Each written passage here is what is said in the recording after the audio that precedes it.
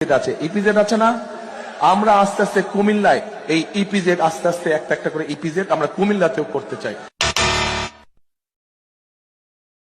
Teesta barrage প্রকল্পের কাজ ইনশাল্লাহ 12 তারিখে নির্বাচনের পরে 13 তারিখে বিএনপি ইনশাল্লাহ সরকার গঠন করলে এই এলাকার মানুষের জন্য যে তিস্তা ব্যারেজের স্বপ্ন সেই আমরা সেটি পূরণের কাজে যথাসম্ভব দ্রুত হাত দিব ইনশাল্লাহ।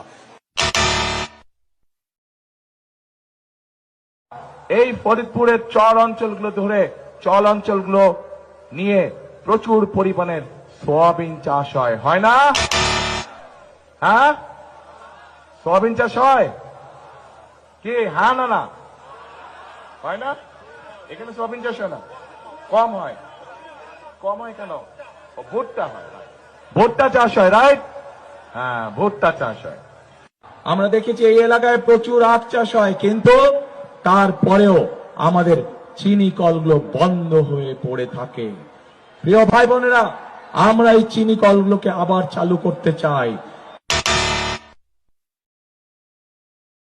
দেশনেত্রী খালেদা জিয়া উদ্যোগ গ্রহণ করেছিলেন, কিন্তু সময়ের অভাবে সম্পন্ন করে যেতে পারেনি। কি সেটি? বাণিজ্যিক রাজধানী।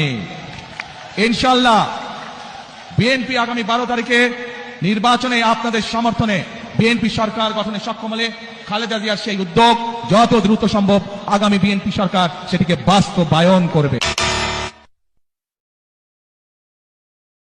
প্রিয় ভাই বোনেরা, বদরের যুদ্ধ নিশ্চয়ই আপনারা জানেন কম বেশি সবাই।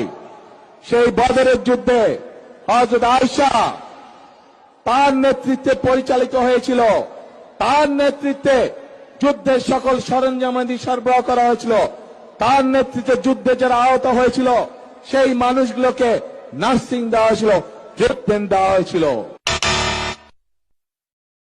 চট্টগ্রামে